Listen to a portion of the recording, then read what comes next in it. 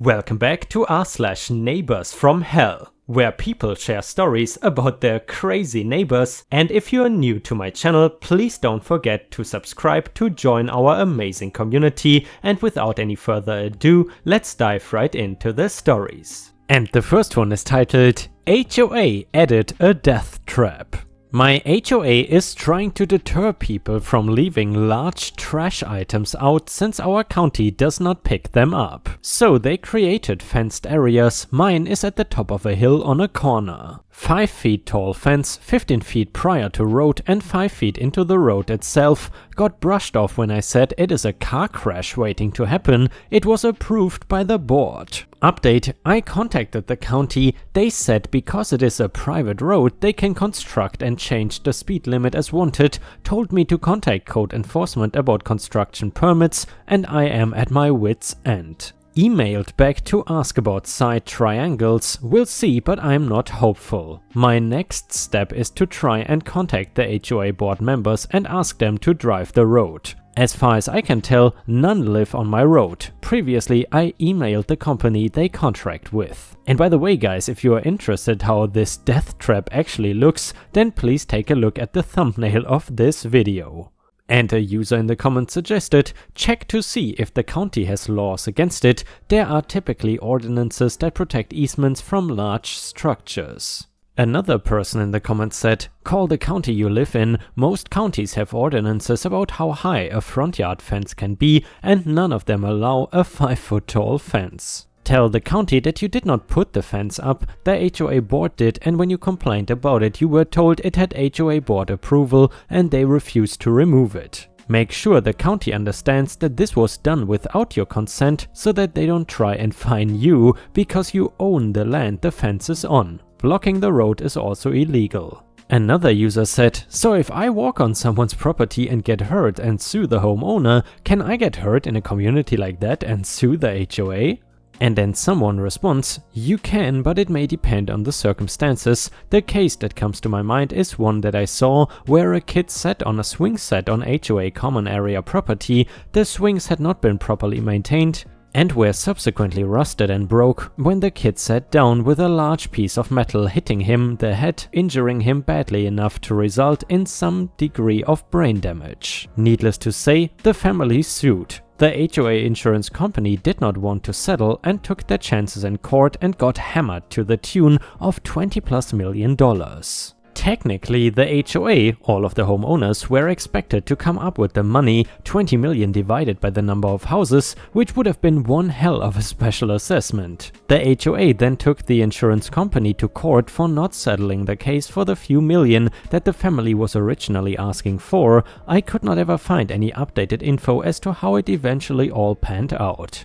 And then in another post, OP wrote, in addition, hostile neighbor, how do you deal with a neighbor who is completely hostile to anything you say? Townhouse complex, I own, they rent. Been here 5 years, normally I ignore them and they do the same. The man has severe anger issues. 4 years ago, after jumping out of my skin every time neighbor came home because he would honk his car horn for 10 seconds 5 feet from my house, my roommate went out to ask him if he could not do that and text or something instead.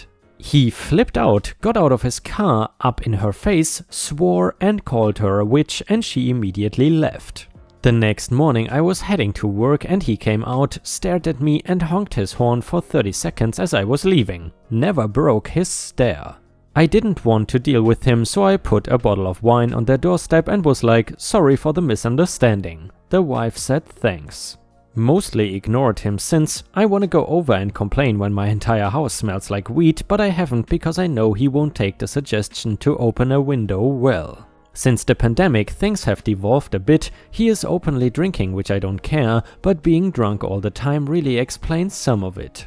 When they play loud music, my house rattles so loud with the bass, but we just ignore and accept it mostly as a townhouse consequence. But my roommate has gone over to ask them to turn it down at like 1 AM. Stepson was really nice. And then once, when it was so reverberating so bad, I could not hardly stand up straight, holding onto the walls so I could walk. Wife was not happy with my roommate for asking nicely to turn it down then. Big birthday party during the pandemic. The one situation which was most recent, and I wish my roommate had never said anything, they were tearing out carpet and instead of throwing it left to their lawn, were throwing it right to ours. She was coming back from a walk and asked about it, and the guy complained. I totally get it was an annoying question, they were in the middle of it, had barely been sitting. We've had a lot of garbage left in our development because our county doesn't do large item pickup and the renters in particular don't care. I don't know how to deal with him though now, even saying hi makes him swear now. I will ignore him as much as possible, but I'm sure there will be another incident. He wasn't happy when I parked in a visitor spot because they use it for their third car. I didn't realize it was their car, have been avoiding it since, but my roommate is far more confrontational than me. Sometimes I appreciate it because I don't want to be miserable in my own house, but other times I wish she would bite her tongue. Do I call police for the next incident because he cannot be talked to like a normal human? I really don't want to, but I don't know what else to do except move. And now an update to the hostile neighbor and HOA death trap story. I bought a house and I am moving. My townhouse started filling up with pot smoke so bad all 3 floors smelled. Hostile neighbor and wife had a new kid and started smoking like 10 times more. But it is not just them, my other side neighbors smoke too. I don't care except that it has been so strong at times, it literally chokes me. They have calmed down a bit lately, the buyer is an investor so I feel no guilt in this. And now next, another update to the HOA edited death trap story. It is still there, no change, code enforcement finally said they should have gotten permission, but if all they did was find them, I have no clue. My neighbors, not next to me, are also extremely annoyed but have been ignored as well. I cannot wait to leave this place.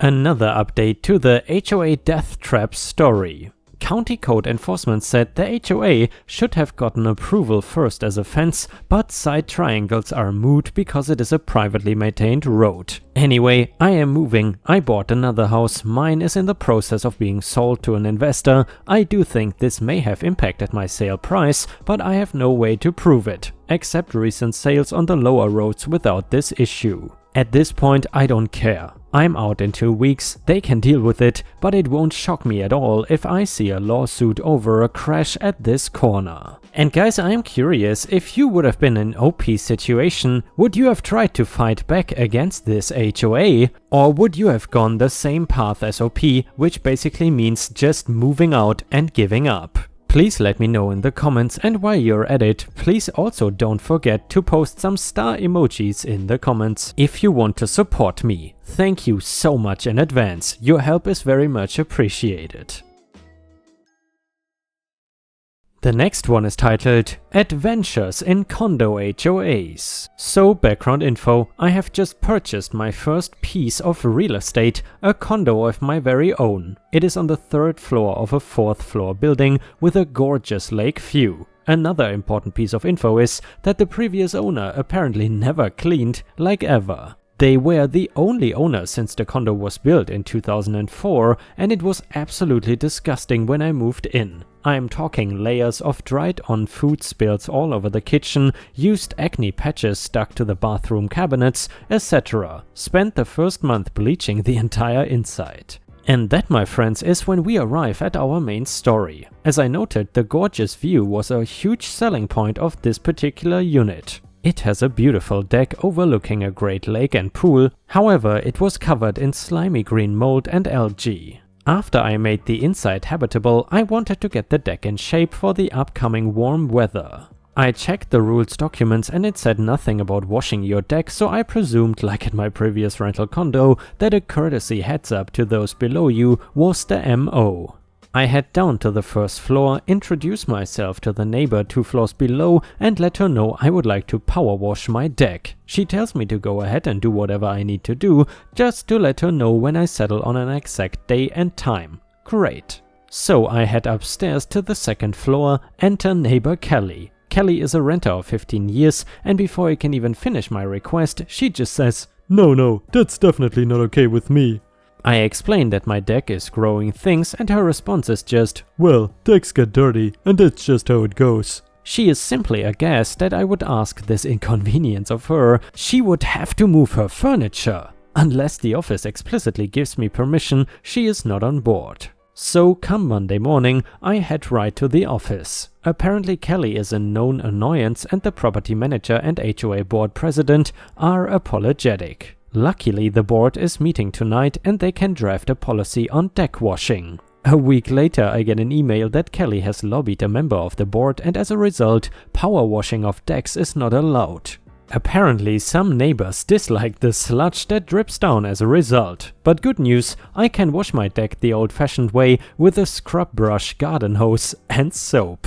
Cue malicious compliance. What would have taken 15 minutes of power washing turns into an entire day of scrubbing. I mix a homemade eco-friendly deck wash that needs to be scrubbed on, left to sit for 15 minutes and then rinsed off. Due to the level of grossness, it took many applications and disgusting green suds are flying everywhere. Kelly is fuming. She did not realize that soap would be part of the deal when I informed her of my new washing plans. I guess she thought she had successfully limited me to just a garden hose. She is very upset that there are suds on her windows and door, threats of reporting me to the board ensues. Patio doors are slammed, angry texts are sent.